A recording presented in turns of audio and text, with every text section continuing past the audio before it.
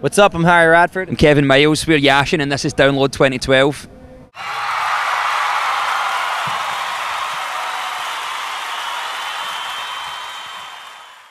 Hello and welcome to the Kerrang podcast. Here we are at day 2 at Download 2012. Here I'm with a third of Yashin. How is your day going so far?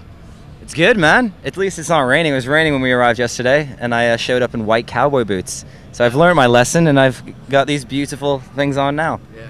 I didn't learn my lesson. I've still got a pair of Fred Perry's on, which are now brown. Right. They're going straight in the bin as soon as we get back to the hotel. I mean, what state are your white cowboy boots in now? I couldn't love those more than like a human baby. I love them so much, so I'm going to salvage them, you know? I'm going to They're lying in a plastic bag in the van right now. They'll be okay. They'll be okay. They'll survive. They're like Chuck Norris boots. They're awesome. Excellent. So on Thursday, you attended your first ever Kerrang Awards, fueled by Relentless Energy Drink. Indeed, we did. You were up for Best British Newcomer. Yeah. You didn't win, obviously. But no, we did not. But how did you feel about the whole ceremony? Yeah, we were just there for the free booze. I mean, we came down in our kilts. We wanted to come down in full warrior regalia and make a big noise about it and drink as much as possible. And I think we achieved that. It was an absolute honour, to be honest, wasn't it? Yeah, it was incredible. We walked onto the carpet in front of Jack Black and Kyle, and then Ozzy Osbourne walked on behind us. It was just like, you're literally rubbing shoulders with giants. We were sitting at our table.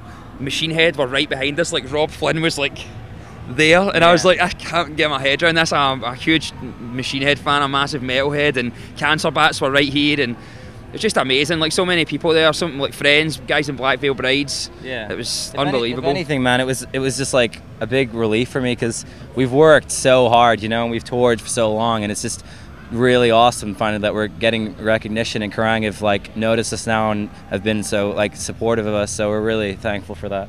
Cool. So as I was leaving the ceremony, I noticed you're in a bit of a heated debate with some other bands. Yeah, that was me and Andy from Black Veil Brides. Basically, another band supposedly said some unnice things about Andy, and Andy's a good friend of mine, and he asked me to come over and talk with him. And for backup of Harry, off me, because I don't know, I guess I look like a big thug. And I went over, and they apologized, and supposedly they were misquoted by this magazine, and it all sorted out in the end. They all hugged, and they put their things aside. Peacekeeping envoy. I am, dude. I came over and I was just like, listen, I'm a big deal, all right? Now say sorry, I'm gonna have to knock both of you out. And then they just said, all right, Harry, it's all good. To be fair, there was a lot bigger guys there. That if I was going to ask for backup, I'd have went to Machine Head's table. Or I would have asked Sam from With One Last Breath. He's over there. Yeah, definitely. Yeah, he would have. He looked scary. So, I mean, how did you feel the following morning? I felt we fine. were okay. Like, we knew we had to be up early for Download, and our guitar tech Scott had a great night. I think it was his first free bar, and he was sleeping on a bunk and decided to go to the toilet in the middle of the night, but didn't use the ladders. He just fell off and landed on Harry at 4 o'clock in the morning. 4 a.m. I was there just like, what a great night. And then a weight landed on my chest, and I thought I had a heart attack at the age of 22. But it was Scott, my tech. That was nice. How was he the next day? Yeah, he was dead. He crawled up onto the bunk. He left a bit out. He thought he was at the toilet when he was at our front door, and just pissed all over the place. Well, a pity whoever had to clean that up in the morning. It dried. It just dried from the heat in the room. Right. So you were here yesterday. So which bands did you manage to check out? We didn't see anyone yesterday. Oh, no, I did. Did you? I saw what happened was the traffic and the mud and the rain, the weather, everything just messed up for what our plans were in the first instance. We got stuck in traffic. We didn't get here until 20 minutes before our set was due to start. So we caught the tail end of Skindred on the acoustic stage. As you can see, we didn't come prepared, and we watched Skindred, played, and then went back to the hotel and ate Domino's. Yeah. But today we vowed to make it worthwhile, and we've already saw Black Veil Brides, caught a bit of Trivium, going to go and watch Killswitch Engage later on, and then just it's all building up to Metallica. Harry, like, you got some bands you want to go and check out as well? Yeah, I'm going to go see Unit 6 and Kids, and I missed Fozzy this morning. Heard the Black Veil Brides while I was doing press. They're good guys. And I saw Slash yesterday as well, which was incredible. Excellent. Right, not next week, but the week after, Yashin featured on an exclusive CD where it's the Black Album by Metallica, covered by 12 different bands. Yeah. Can you tell us a bit about the song you did and how you did it? Yeah, Kev, it's the Black Album for me is one of music's greatest offerings of all time, and to be asked to be included in a CD which was made up of bands covering songs off that CD. I would have taken any one of those songs, but we landed on lucky line number 5, which was Wherever I May Roam.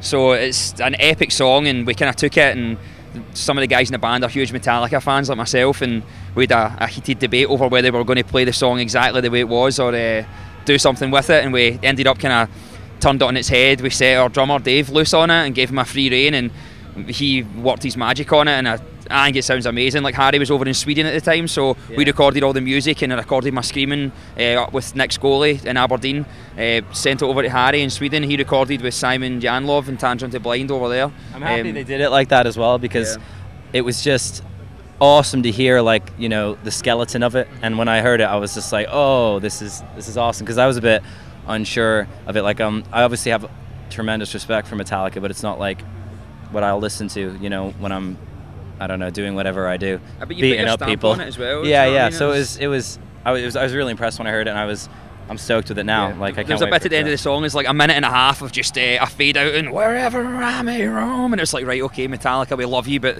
that's just too long. So we just stopped it there and added a section of our own in at the end. So it gets pretty heavy towards the end. So hopefully some of the metalheads are going to dig it. Are you going to drop it in your set this weekend? I don't think so, man. No. We've got some more shows with Limp Bizkit in Europe, and I feel that's probably an ideal opportunity to give it an airing. So how is it supporting Limp Bizkit at Brixton? Well, Limp Bizkit are my favourite band. I've been a huge fan since probably the age of 12, right through $3 Bill Y'all, all the way through their like future releases, and to actually meet Fred Durst and have him sit down, and James was in the dressing room and Fred was talking to us, and he was just kind of saying about how, like, Limp Bizkit have resigned themselves to the fact that they're a nostalgia band now, and the people that come and see them don't come and see them for what they're doing in the here and now. They're coming because of whether it be break stuff or counterfeit or rolling. It's just like stuff that the band did like 10 years ago.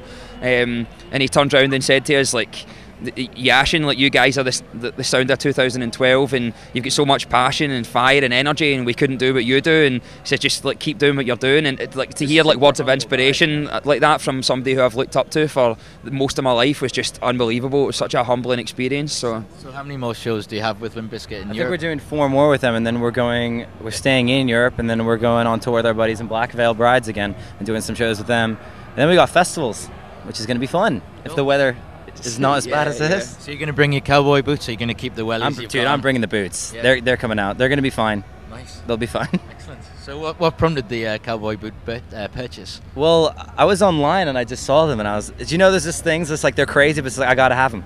I don't give a shit what people think. I gotta have them. The thing was, he waited till we got to Europe, because I think Europe's a bit more forgiving than the UK, and then he wore them over there and became so attached to them that they've just became a permanent addition now. It's just like... But I've had people come up to me and been like, I'll buy them off you. And I'm like, no way. One Last Breath and Glamour the Kill asked to buy them off me, and I told them to jog on.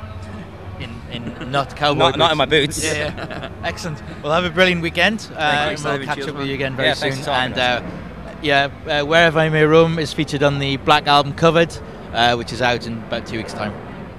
Thank you.